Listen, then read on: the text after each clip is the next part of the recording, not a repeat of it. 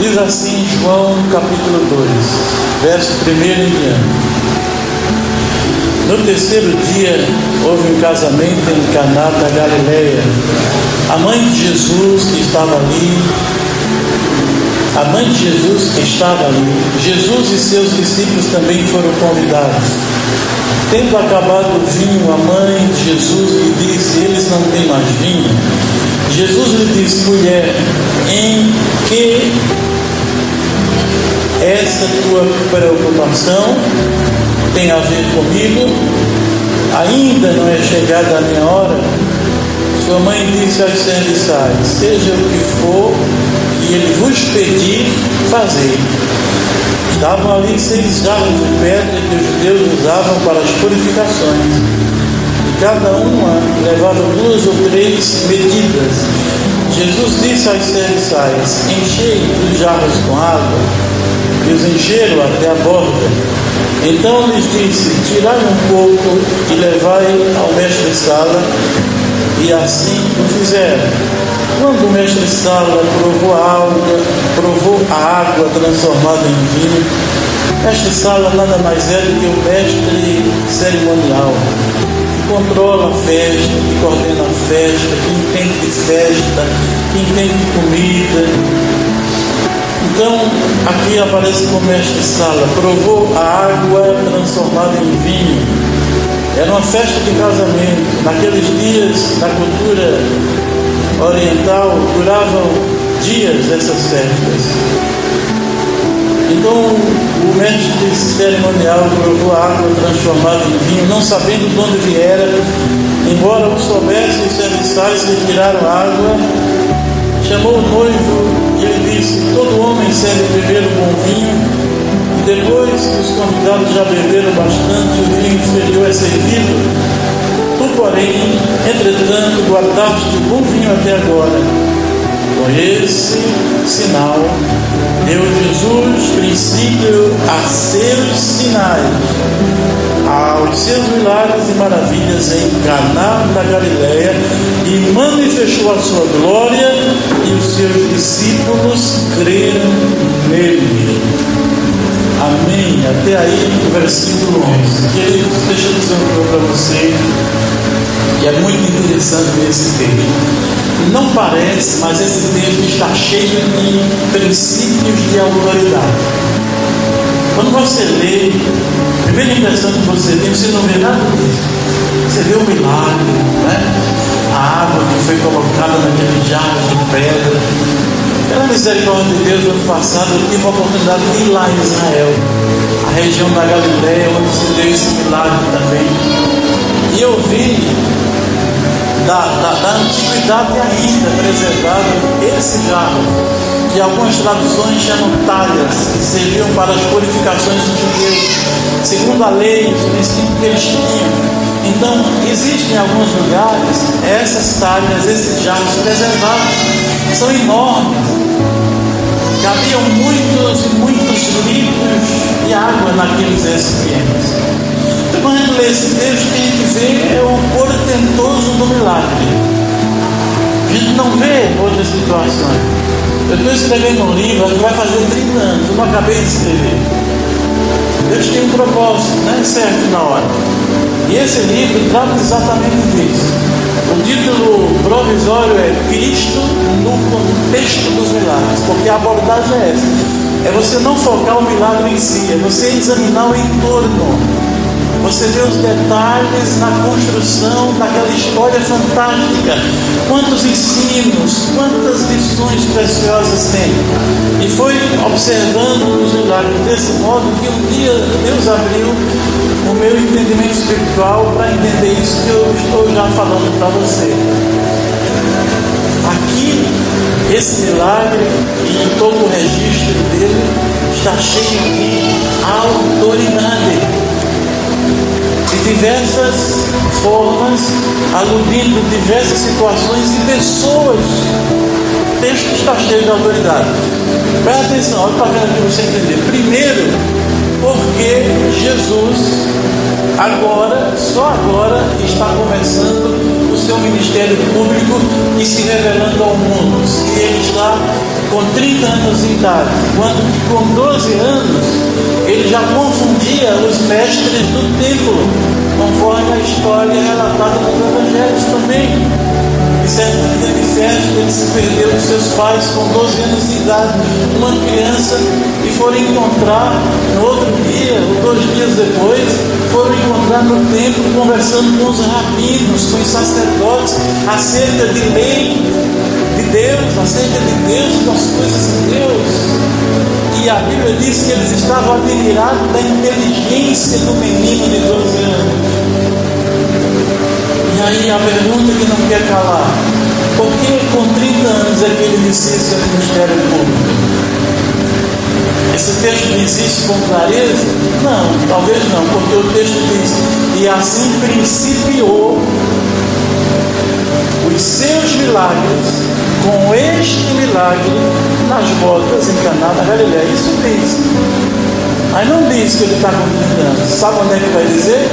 No começo do Evangelho de Lucas, quando ele se batiza, ao registro, e estava com quase, olha o detalhe na palavra é importante. Você que gosta de ler a Bíblia, observe os detalhes. Não há letra inútil e nem palavra desnecessária na Bíblia. Por que esse registro? Estava com quase. Esse quase diz muito detalhe. E com quase 30 anos, quando ele se batizou no Jordão, no batismo do arrependimento, batismo de João Batista, e imediatamente se lê a sequência a partir de Lucas, do batismo de Jesus. Na sequência, o texto diz claro: e o Espírito o guiou para o deserto para ali orar e jejuar, antes de começar o ministério. Logo em seguida, se você faz a linha do tempo, segundo a narrativa bíblica, de forma cronológica, que é outro detalhe, a Bíblia não está em ordem cronológica, por isso, para se entender corretamente, a Bíblia tem que se entender a ordem cronológica. Ordem cronológica se entende a cada coisa no seu tempo, numa sequência lógica, por isso cronológica. Crono é tempo, lógica é acerto, precisão. Então, quando você faz a interpretação da Bíblia na ordem cronológica, você vai ver que é ato contínuo. Quando ele desce de lá, descansa um pouco, em seguida vai para a festa em Caná da Galileia. Você junta um texto com o outro, você entende isso. Então começa aqui a nossa análise. O fato dele com 30 anos, com quase 30, foi batizado. Buscando a Deus em jejum e oração, completei os 30 anos. Desço, descanso um pouco, afinal jejuei 40 dias e 40 noites. Logo vou para a Judéia e me manifesto publicamente a todo mundo. Já com 30 anos feitos, completos. Sabe por quê? Porque para ensinar nos dias de Jesus na Judéia, somente um homem com 30 anos de idade. Judeu é um povo de princípio. Se levantar para ensinar não é para qualquer um. Eles estimam a própria idade da pessoa, a idade da maturidade. Para outras coisas não. Por exemplo, a maioridade religiosa para a mulher dos dias de Jesus, 12 anos. Para o homem, 13 anos, onde eles se submetem ao ritual e eles já são responsáveis. Mas no sentido religioso, no sentido social, religioso, não. Só com 30 anos. Jesus é judeu, Jesus sabe disso. Com 12 anos confunde os mestres. Com 20 não teria capacidade, mas não, eu espero 30. E você vê que há uma pressa no Senhor, nas entrelinhas. Ele diz: eu vou ganhar tempo, que eu estou só aqui debaixo de um princípio, porque Jesus conhecia a autoridade e se colocava debaixo dela. Acho engraçado hoje, as pessoas querem ser usadas pelo Senhor, mas não querem se submeter a princípio nenhum de autoridade. Jesus é o exemplo maior de todos nós, e Jesus nunca infringiu o princípio princípio nenhum de autoridade. Veja ele aqui, tendo missões, e tem iniciado muito antes. Ele espera, porque é o costume, é o princípio, é a ordem, é o hábito, é a cultura. E eu respeito tudo isso. Eu sou judeu, esse é o meu povo, eu não vou infringir nada. Ele não pudesse, tem o poder para isso. Mas ele nos deixa exemplo, como Pedro diz nas suas epístolas. Pedro diz: ele nos deixou exemplo para que sigamos as suas pegadas. E tem gente que quer ser usada por Deus, não respeita seu líder, não respeita seu pastor, faz um cursinho aqui, entende uma coisinha lá, já se acha tal. Deus não usa rebeldes, insubmissos, muito menos. Deus é Deus da legalidade, da ordem, do respeito. E o seu próprio Filho nos deixou exemplo para que sigamos as suas pegadas. Mas há uma pressa nele. Ele quis recuperar e aproveitar o tempo. Eu me batizo por quase 30 anos, a informação lá, bíblica. Porque ele calculou, enquanto eu jejum, eu completo os 30. Quando eu descer do jejum, só me recupero. E eu tenho pressa de ganhar essa humanidade para meu Deus. Mas eu espero, ansiosamente, mas espero. É um ato de sabedoria, irmãos, a paciência que se sobrepõe à ansiedade por causa do princípio estabelecido que eu devo estar sujeito. Anote isso no seu coração. É ato de sabedoria se sujeitar por paciência, dominar a ansiedade em função do princípio estabelecido, o qual eu devo me submeter, sob pena de Deus não me usar, pelo menos grandemente. Porque Deus é um Deus de honra e de respeito, de decência e de ordem. É um Deus de princípio e de autoridade. E não dá, irmãos, para transgredir a autoridade e esperar ser grandemente usado pelo Senhor. Está entendendo essa palavra, meu irmão? Aí ele vai na festa, opera um milagre. Primeiro ponto é esse. Segundo ponto, de autoridade. Jesus está acompanhado de sua mãe e de seus irmãos. De repente há um burburinho, está correndo a boca miúda, numa festa em que a gente sem imagina, que vergonha, olha o noivo, não se preparou, a família, não fez o cálculo certo, estava faltando vinho, o vinho estava acabando. Naquela época, aquela cultura, naquele tempo, eles bebiam vinho numa festa. E Maria percebeu, né?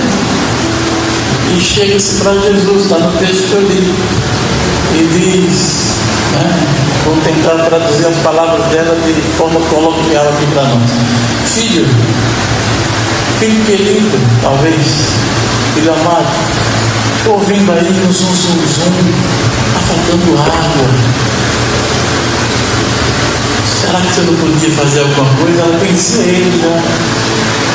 Ela criou ele, sabia do poder dele. Então ela sugeriu. O que é que ele disse? A resposta parece ser má educada, grosseira. Mas não é não. Ele diz: mulher, que tenho eu contigo? Ainda não é chegada a minha hora. Outro princípio de autoridade, alguém diz: mas ele não está respeitando a autoridade da mãe dele. Não, não é isso. É que ele quando disse mulher que tenho algo contigo, era o Cristo de Deus falando a respeito de algo tremendo que vai acontecer, o início de seus milagres. Não pode ser por dominação nem por influência de mãe nenhuma, muito menos a mãe de Jesus, ainda que fosse ela. Era de particular responsabilidade do Pai que está no céu. Não vai fazer coisa pouca, ele vai iniciar seu ministério público, ele vai se revelar ao mundo como o Messias, ele vai fazer o primeiro dos seus milagres. Por isso, entenda, mulher que teve contigo, traduzindo as palavras de Jesus: mãe, nesse momento você não pode interferir. Sou seu humanamente, mas sou o eterno Verbo de Deus e o unigênito Filho de Deus. O unigênito Filho de Deus. O que está para acontecer aqui, eu tenho que esperar a ordem de cima. É isso que Jesus diz. Porque em outros lugares ele falou, nada que eu tenho para te dizer, digo senão pela permissão do Pai. Ele disse isso. Aleluia. Jesus não fez nada fora de hora, fora de tempo. Ele fez no tempo e no modo certo. Olha que interessante, primos aqui e Mel. Eu estou terminando a minha agenda aqui pelo Nordeste, repetindo o que eu preguei. Você não estava, estava sim, a Mel que não estava, repetindo um pouco a fala lá em Bezerros, na igreja da denominação. Lá eu preguei exatamente sobre isso. Eclesiastes capítulo 8, está lá, que todo o que é sábio discerne tanto o tempo como o modo de fazer as coisas. E na sequência diz assim: porque Deus, tudo que faz é no seu tempo e no seu modo. Agora olha aqui para Jesus e o diálogo com a sua mãe.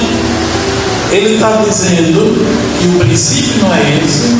O princípio de autoridade de mãe termina quando começa o princípio de autoridade de Deus Pai Criador. E ele, como filho unigênito e eterno de Deus, antes de qualquer coisa, inclusive de filho dela humanamente, vai esperar a ordem de Deus. É o outro princípio, são dois aqui embutidos. Ele interrompendo um princípio que está querendo uma autoridade, digo que está querendo entrar numa esfera que não lhe diz respeito, a mãe, e ele se submetendo à autoridade que vem de Deus, a autoridade maior. Então são dois princípios aqui. E aí quando você lê a Bíblia e não entende essa questão da cronologia, aí você lê que em seguida Maria responde, olhando para os serventes e dizendo: fazei tudo quanto eles vos mandaram. Aí você percebe que ela se adequou, ela se encaixou, ela entendeu, ela não se escandalizou, ela viu que era o Cristo que estava falando agora. Tanto que ela é pacífica, e ela então disse: fazem tudo quanto ele vos mandar. Aí você continua a leitura e você diz: mas ele disse que não era hora e fez. Não fez. Ainda que o versículo seguinte diga que ele fez, só que entre um versículo e outro, meu irmão, há um lapso de tempo que você não imagina, que a Bíblia não está em ordem cronológica, lembra?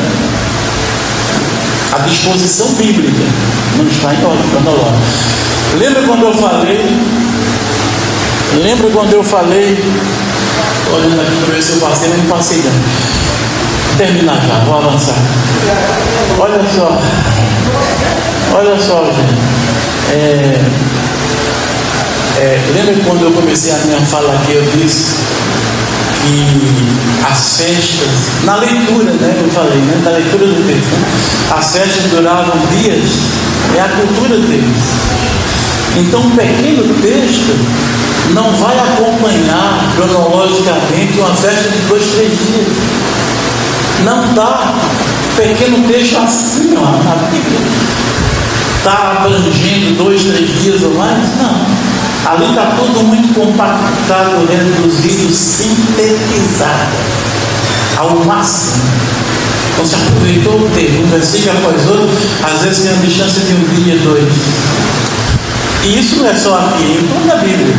Às vezes de um versículo para outro, você tem anos de distância até. Pasmem vocês, mas é o fato. Porque está tudo compactado. Toda a história de Deus com a humanidade, toda a história de Deus com Israel, toda a história de Deus com a sua igreja. Imagina, tudo compactado. Então está tudo muito próximo. Então preste bem atenção, observe o contexto. Quando você estiver lendo a Bíblia, observe sempre o contexto, para você pegar a linha principal do autor, o que ele está dizendo, a que ele está se referindo. A hermenêutica, que é a ciência da interpretação da Bíblia, diz que a Bíblia explica a própria Bíblia, e diz também que tem princípio para você interpretar corretamente. Um dos princípios é estabelecer um diálogo com o texto, do tipo assim: para quem escreveu, como escreveu, quando escreveu, por que escreveu. Você dialoga com o texto, faz perguntas hermenêuticas e vai tentando, na leitura do contexto, obter as respostas, para você ter uma facilitação maior, para você entender corretamente o texto sagrado. E observar também essa questão da cronologia da Bíblia, no sentido de que, disposto como está, não está na ordem cronológica. Só para você ter ideia, esse apêndice aqui para falar sobre isso, porque tudo é ensino, não é verdade? E a gente aprende, eu espero que você aprenda.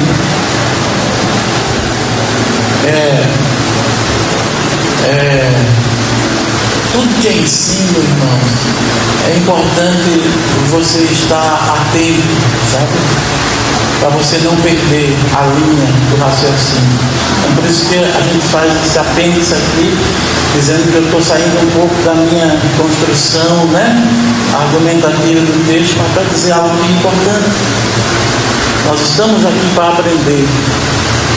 Um dos maiores motivos que nos faz vir à casa de Deus não é só para ser abençoado. Primeiramente é para adorar a Deus. Depois, é a ordem de valor, hein? Primeiramente adorar a Deus, depois aprender de Deus. Está escrito: adorar o Senhor na beleza da sua santidade, no seu santo templo. Está escrito. Como também está escrito: e aprender do Senhor no seu santo templo. Ordem de valor: adora primeiro, aprende depois, e por último, o Senhor ordena a sua bênção e a vida para sempre. Tem a hora e a vez de ser abençoado, mas no tempo e no modo de Deus. Entender as prioridades, aprender na igreja é fundamental. A igreja que não ensina, a igreja que ela vai ter problemas na construção da identidade desse povo, e é ensinar a Bíblia, ensinar a palavra do Senhor. Então, quando você lê a Bíblia, observe isso: quem falou, quem escreveu, quando, porquê e para quem escreveu. Aí você se situa na linha do tempo, você observe não o texto em si, o contexto. Aí você vai ter condições boas de fazer uma interpretação correta, porque o que mais nós temos é a interpretação errada da Bíblia, gente citando a Bíblia fora do contexto e assim por diante. Então, voltando aqui, amados, tudo se encaixou quando então Maria disse: fazei tudo o que ele vos mandar, se recolheu a sua posição, e Jesus ficou atento. E passaram-se horas, senão dias. Talvez não dias, porque havia uma necessidade, mas horas com certeza, porque ele estava aguardando a ordem do Pai, e ela veio. Quando veio, ele disse: enchei de águas essa jarra. Disse para os servos foram lá e encheram. Quando encheram, Jesus disse: agora levai ao mestre de cerimônia. E eles assim fizeram, levaram as talhas cheias de água. Provavelmente o milagre aconteceu ali, porque os serventes disseram que as jarras estavam cheias de água, e Jesus deu uma segunda ordem: levai ao mestre de cerimônia da festa.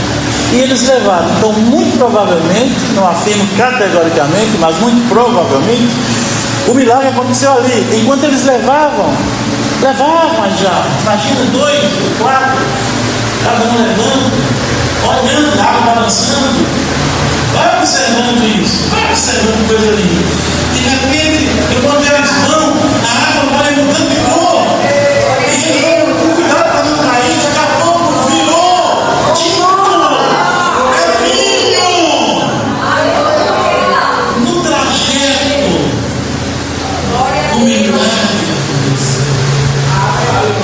E aqui eu estou indo para o final. Deus faz milagres, mas Deus sempre quer o nosso concurso. Não poderia Ele imediatamente ter feito o vinho de qualquer maneira, de qualquer forma?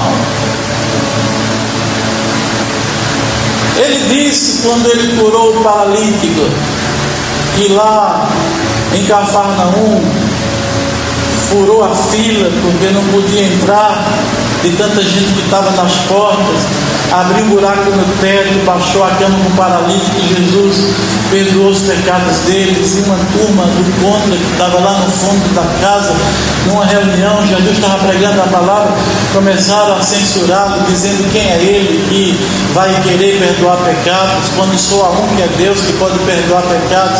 E Jesus olhou para eles, porque percebeu pelo Espírito o arrazoar, era só mental, não havia voz, mas o Senhor tudo vê e tudo sabe. Olhou para eles e os repreendeu duramente. Mas antes ele disse: qual é mais fácil para mim?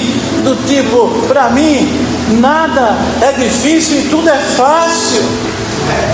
Os repreende, porque arrazoais essas coisas em vossos corações. Não houve voz, não houve fala em vossos corações, porque arrazoais, o arrazoado era dentro, porque arrazoais em vossos corações essas coisas contra mim. Qual é mais fácil para mim? Dizer esse paralítico: levanta-te, toma o teu leito e anda, ou dizer: filho, perdoados estão os teus pecados? Ora, para que vocês saibam que o Filho de Deus tem na terra poder para perdoar pecados, olha o que eu vou fazer. Virou-se para o paralítico e disse: levanta-te, toma o teu leite e anda. E o paralítico se pôs em pé, de um salto, pegou a sua cama e saiu para a sua casa. Transformou o ambiente, o poder da palavra de novo entrando. Toma a tua cama e vai para a tua casa. O aleijado, que não caminhava, se levantou de um salto, tomou a cama e foi para a sua casa. Louvado seja o nome do Senhor. Quando ele chegou em Betânia para ressuscitar Lázaro, ele não poderia ter dito simplesmente diante da sepultura: Lázaro, vem para fora, e não saiu Lázaro. Mas porque antes ele disse para aqueles homens: removei a pedra. Aquele que chamou o morto de 4 dias de existência não podia ordenar a pedra, fez o mais difícil, não faria o mais fácil. Mas ele falou: nada é difícil para mim, ele pode todas as coisas. Você vê que na maioria absoluta das vezes em que o milagre de Jesus aconteceu, ele pediu o concurso das pessoas. Milagre deve ter a nossa participação. Lá no caso de ressuscitar Lázaro, ele disse que os que estavam com ele, seus discípulos, remover a pedra, e a pedra era pesada, e não era coisa de um homem ou dois. Vários irmãos transpiraram e trabalharam e se esforçaram e moveram a pedra.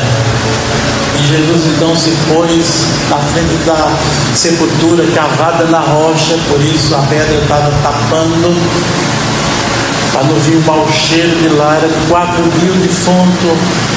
E Jesus chama em alta voz: Lázaro, vem para fora. De novo, o poder da palavra que gera a vida. E o texto diz que saiu aquele que estivera morto. E Jesus aqui do lado de cá disse: desamarrai e deixai-o andar. Por que desamarrai e deixai-o andar? Ele não veio andando? Não, porque se tivesse vindo andando, Jesus não diria: desamarrai e deixai-o andar. Então como é que ele veio? Arrastado pelo poder da palavra. Simples assim. Lázaro, vem para fora. Lázaro se pôs em pé, atado e amarrado, a moda oriental. Por isso as múmias naquela região, porque eram mortos envoltos em panos, em bálsamos, em ungüentos, rosto, mãos, pés. Ele se pôs em pé. Quando ouviu a voz do Senhor: Lázaro, vem para fora. O Espírito estava lá com o Pai. O Pai disse: volta, Espírito. A alma estava lá no lugar dela. O Pai disse: volta, alma, porque meu filho da terra está chamando. Entrar naquele corpo, levantar aquele corpo, ferida, podridão, cheirava mal, tudo é regenerado. Saiu o fedor, saiu a ferida, saiu a deteriorização, tudo é regenerado.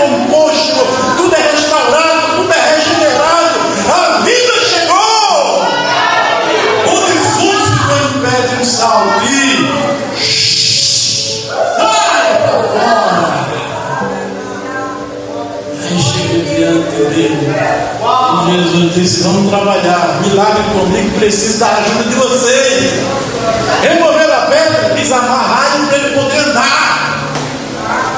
Tira a venda do olho para ele poder ver. Desamarrar e tira as faixas. Tira, solta. Ele está vivo, ele está bom, ele está curado. Ele estava morto, mas ele reviveu. Deixa ele andar. Aleluia. Oh, pode louvar a Deus, a Deus, a ele, não é a mim não, só um instrumento. E o Senhor que faz essas obras maravilhosas. Aí voltando ao texto, não esqueci, terminar bem na hora, viu? Terminar bem na hora. 3 minutinhos, meu Deus, só vou passar na oração, mas tá bom. Olha só, ele não poderia ter feito vinho ali de qualquer jeito, de qualquer forma. Só que a gente está vendo aqui que tem tempo e tem moda, né? Já vimos aqui que ele, na maioria das vezes, quer a nossa ajuda. Amém? Então, por isso que ele disse para os serventes: enchei de águas essas talhas. E por isso depois ele disse para os serventes: leva as talhas para o mestre Sala. E aí você